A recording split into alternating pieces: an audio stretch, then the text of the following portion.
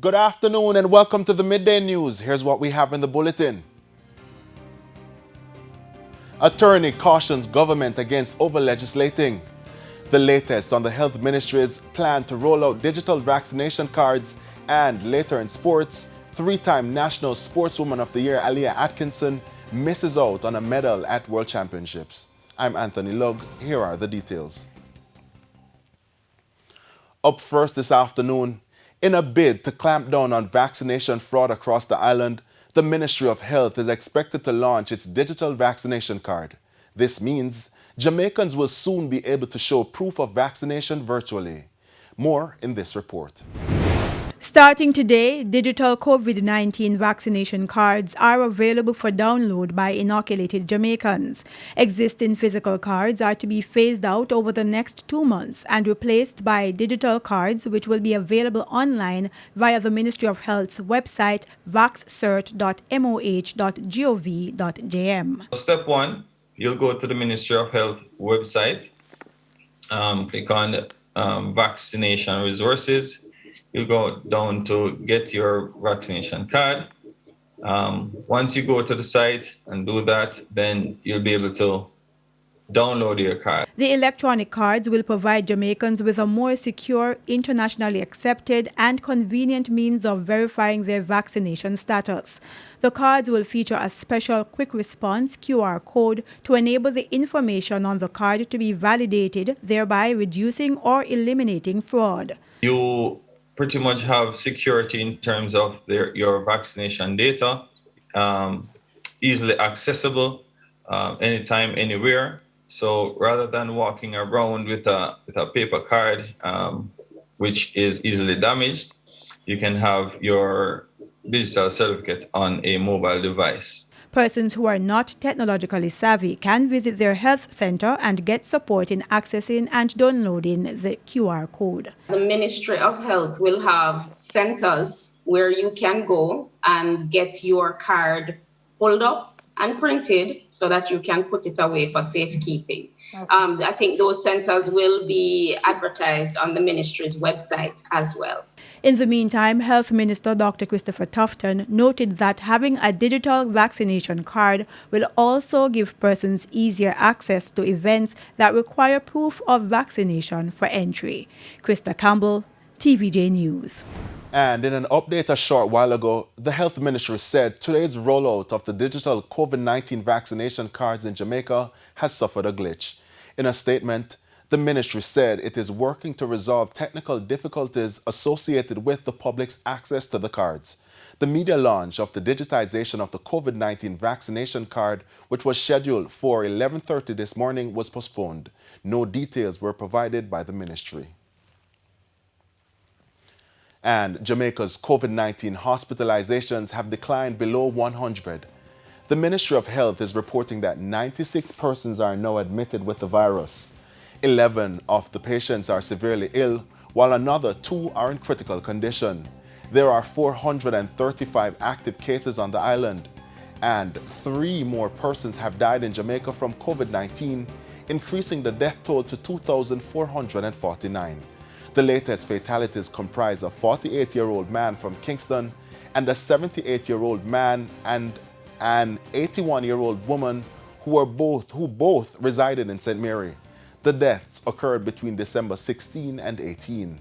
Meanwhile, 37 COVID-19 cases were recorded yesterday from 647 samples.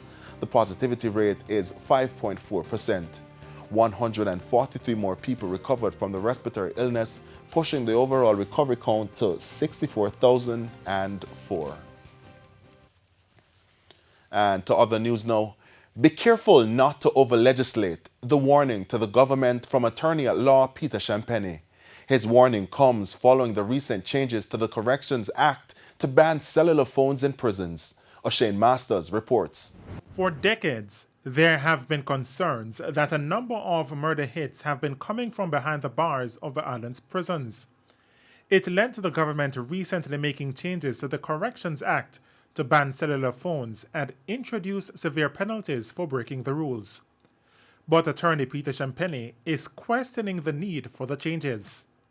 He says there are already laws to deal with such crimes. The reason why I say we need to be careful of over-legislating is that, as I understand it, one of the critical pillars behind this legislation or the amendment to the Act is in relation to persons putting out hits on persons in the wider society. We need to bear in mind that the law already makes provisions for this in terms of soliciting, and the Offences Against the Persons Act, I believe, is Section 8, clearly speaks to that. Conspiracy, Section 8, and soliciting or contract murders is dealt with in another section of the legislation. So the law is there already for that kind of penalty. He says based on the amendments, it's assumed that anyone caught with a cellular phone while in prison has intentions to commit a serious offense. It's against that background that he has taken issue with the minimum sentences prescribed by the law. The second point that I would wish to make is that it would seem to me to be a bit of an overreach in terms of the sanctions, because there are sentencing guidelines already in place for the sections that I spoke of in relation to the Offences Against the Persons Act. Persons breaching the new rules could face sentences of between 3 and 20 years, depending on the offense and the court in which it is prosecuted. In the meantime, he says avenues must be created by the authorities for inmates to communicate with their relatives from prison. In preparation for this interview, I had occasion to look at a paper that came out of the United Kingdom to suggest that when you confine persons without giving them the benefit of interacting with family members and loved ones, you create a kind of person at the end of it who is hostile, who is unable to reintegrate into society, and it creates a number of other issues. And I would just add that maybe you want to have cell phones, no pun intended on cell, but phones in cells, that is to say, legitimate means of communication where it is monitored. Shane Masters, TVJ News. And it's now time for a break, but stay with us. More stories when we return. Welcome back to Midday News, and thanks for staying with us. Public servants are being encouraged not to turn a blind eye to issues in the workplace in order to make ministers and other ministry leaders look incompetent. The call comes as hundreds of public servants were recognized for their good work over the last year. Shane Masters reports. The past 12 months have been particularly challenging for the Ministry of Education, Youth and Information, with at least one senior public servant in hot water over the financial operations at the ministry. It was perhaps against that background that Principal of the Nakalva Polytechnic College, Pauline Reed, urged workers at that ministry to recognize their roles as gatekeepers. Have you been monitoring and vetting records so that when the regulators require information and data, there is no inaccuracy in the information provided? Are you being loyal, owning decisions made at the senior level and not blaming the leader when you are sitting with your friends? This will come back to haunt you, because we are all aspiring to be leaders in our own rights. And so you have to be loyal followers to avoid karma. The educator was speaking at Wednesday's award ceremony to recognize the outstanding work done by public sector workers in the Ministry of Education, Youth and Information in the last year. Ms. Reed emphasized that teamwork is needed for such large and critical ministries to function properly. You must operate within the agreed system. Trying to get others to look bad so that you can look good is not advisable. Know your role and the parameters within which to operate. It is so important that we do not compete against one another. The educator also urged public servants to use the next few months to upgrade their skills. She reasoned this will be necessary to maintain good performance during and after the pandemic. So seek help. You're probably not adept at maneuvering your way on a particular platform.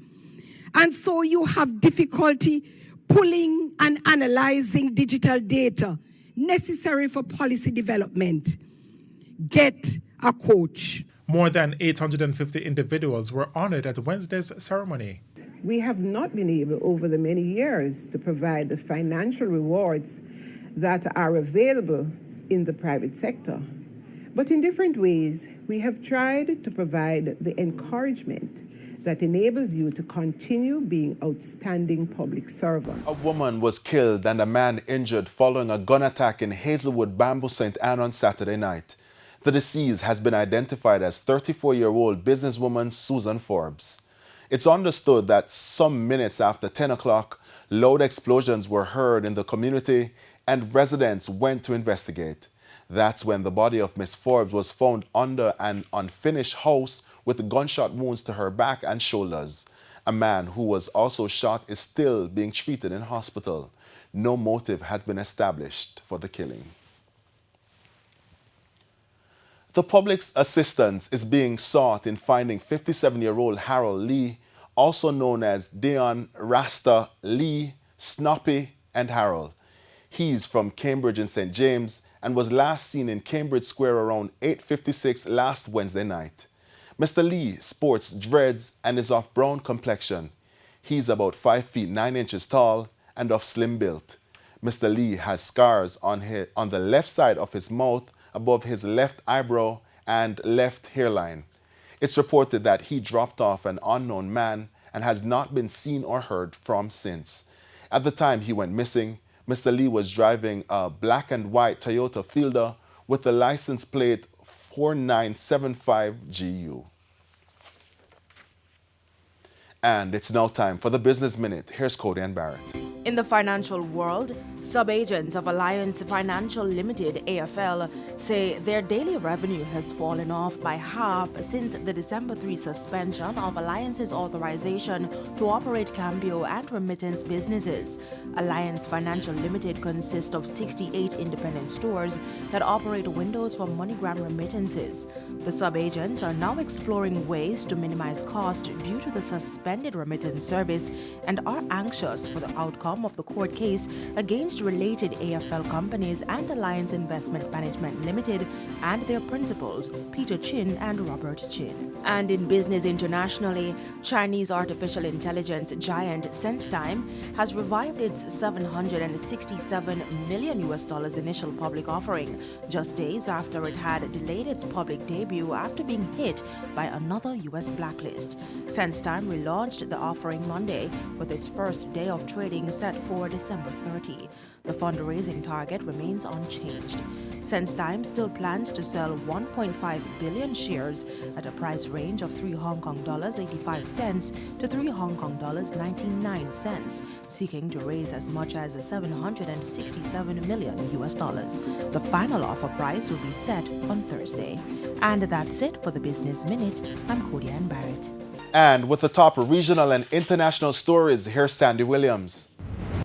In regional news, in Antigua, former Education Minister Michael Brown, who was acquitted on a serious criminal charge last week, is contending that he had been subjected to blackmail prior to the charge being laid against him. Last week, High Court Judge Justice Colin William acquitted the former Education Minister of the two serious criminal charges against him. The charges cannot be cited for legal reasons. The Member of Parliament for All Saints West had always maintained his innocence, and the High Court judge said the prosecution did not prove beyond all reasonable doubt that Brown was guilty of the offences dating back to 2020. On the international scene in Asia, pro-Beijing candidates are claiming victory in Hong Kong's election amid historically low voter turnout of just about 30%. The Legislative Council election comes after Beijing introduced sweeping electoral reforms, giving local authorities greater power to ensure only so-called patriots are allowed to stand as candidates. It resulted in Hong Kong's first Legislative Council election without the participation of major pro-democracy parties. I'm Sandy Williams. And it's time now for a quick break. When we return, we'll have your midday sports report. Simon Preston is standing by. Simon. Welcome back. It's now time for Midday Sports. I'm Simon Preston.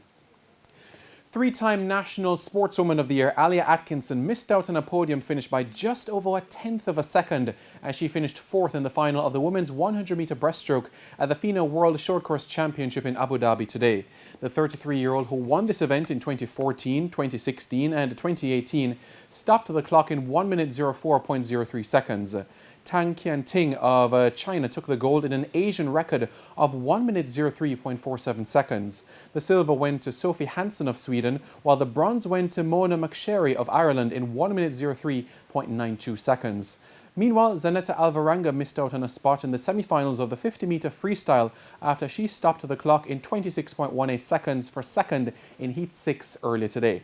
This time ranks her 44th overall out of 89 swimmers.